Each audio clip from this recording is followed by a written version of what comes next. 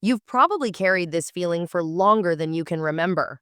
This quiet suspicion that you are not built like the people around you. You watch others move through life so effortlessly, laughing in loud rooms, thriving in fast environments, blending into groups without hesitation. Meanwhile, you feel like a visitor in every space you enter, as if you're watching life from just a few inches behind the glass.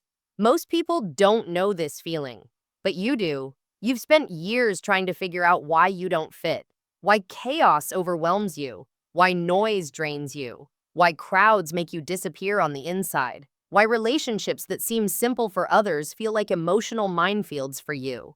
You've wondered if you're broken, dramatic, or simply defective in some unfixable way. But here's the truth no one ever told you.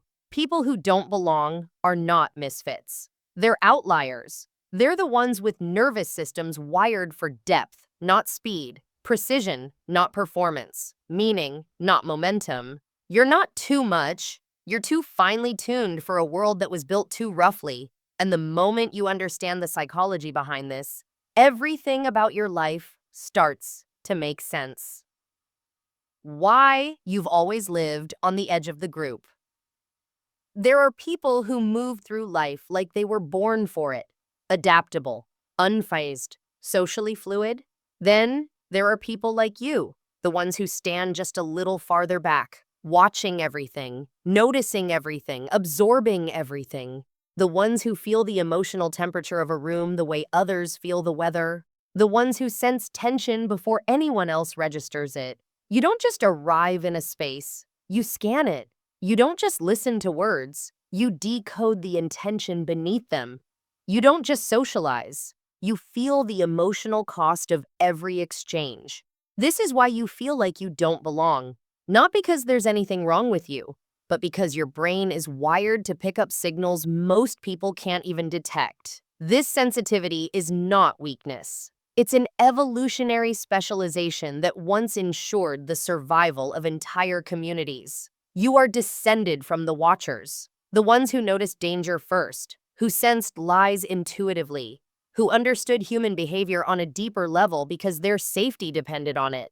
But in the modern world, where constant noise replaces actual danger and speed replaces awareness, this gift becomes a burden. You end the day exhausted even when nothing happened. You feel out of sync with the environment around you. You crave meaning, but get stuck in superficial spaces. This isn't a personality trait, it's an adaptation, and you've been trying to operate in a world that runs on different settings.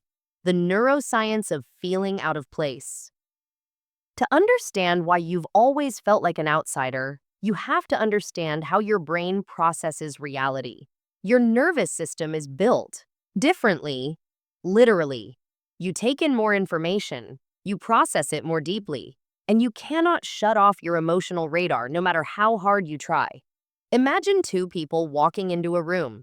The average brain filters out 90% of the sensory data. It sees shapes, faces, noise, and light in broad strokes. Your brain, however, records everything: the tone shift in someone's greeting, the subtle tension in a couple's silence, the flicker of irritation in someone's eyes, the sounds, smells, textures, and movements happening simultaneously.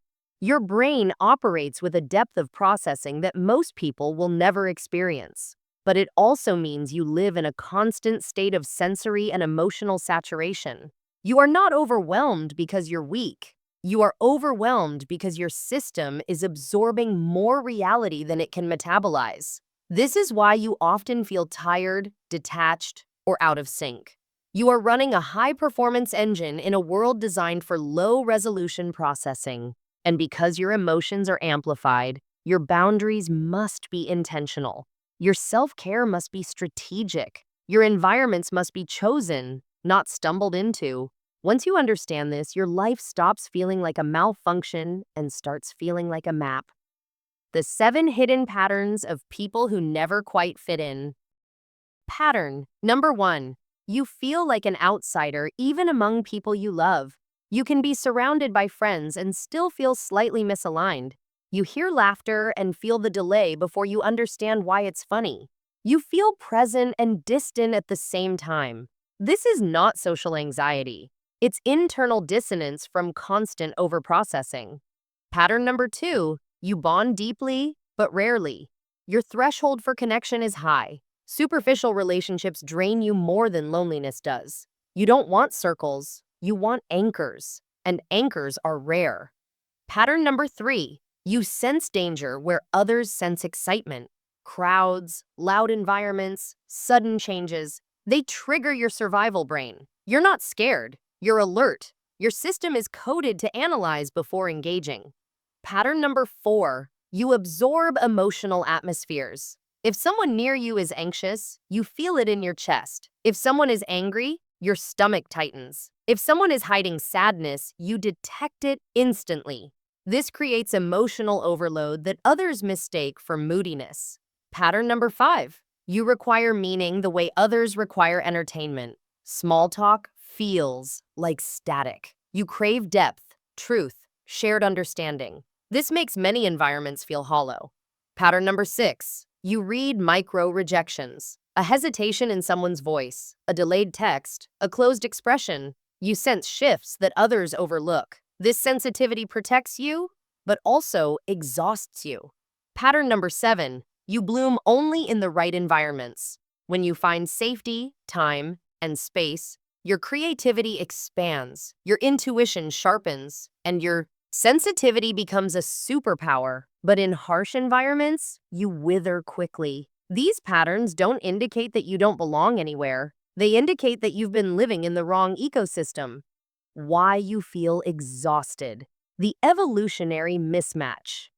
Your biology evolved for a world that no longer exists. Your ancestors lived in quiet forests, small communities, slow-paced environments where each sound held meaning and each bond held weight. Today, you live in a world of open-plan offices, constant notifications, emotional noise, and psychological fragmentation. Your brain was designed for depth. Your world demands speed. That mismatch is what drains you. You are not built for fragmentation. You are built for attunement. This is why you struggle in chaotic environments while others thrive. This is why loud spaces feel aggressive even when no one is speaking to you. This is why multitasking feels like self-destruction instead of productivity.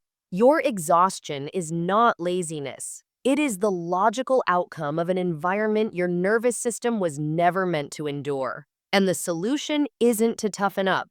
It's to recalibrate your environment so your sensitivity becomes power, not punishment. Your survival guide, how to finally build the place you belong to, thrive. You must engineer conditions that support your mind instead of assaulting it. This begins with one radical principle. Stop forcing yourself to adapt to environments that injure your nervous system. You need a greenhouse, not a battlefield. First comes regulating your sensory diet. Just as your body collapses under junk food, your nervous system collapses under chaotic input. If your workplace or home is filled with unpredictable noise, lights, or interruptions, you need protective layers, not out of fragility, but out of neurological necessity. Wearing noise-canceling headphones is not overreacting, it's maintenance. You also need spaces where your system can reset. A quiet car, a secluded corner, a park bench, a closed door. That moment of sensory emptiness is how your brain returns to breathing room. Then comes nourishing input. People like you need beauty the way others need caffeine. You need softness, texture, natural light, aesthetic order, soundscapes that calm rather than jolt. These aren't luxuries, they're neurological nutrients. And finally, your psychological boundaries must evolve. You cannot save everyone. You cannot absorb everything. You cannot keep letting your empathy outrun your capacity.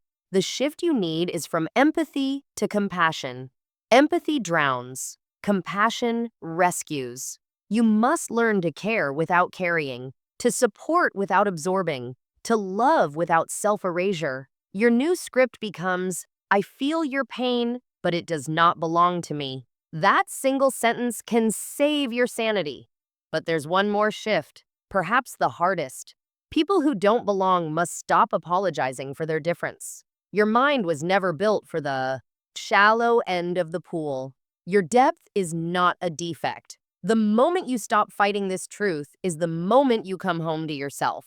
You don't belong everywhere because you weren't meant to. There's a moment in every outsider's life when they realize the truth. You were never meant to fit into the world as it is. You were meant to help create the world that isn't here yet. Your sensitivity is not a burden. Your depth is not a flaw. Your intensity is not an error. These are signals pointing you toward the environments, relationships, and inner worlds where you will finally feel the sense of belonging you've never experienced externally. You don't belong everywhere, but you do belong somewhere. And your entire life changes the moment you stop searching for acceptance in the places that can't perceive your value.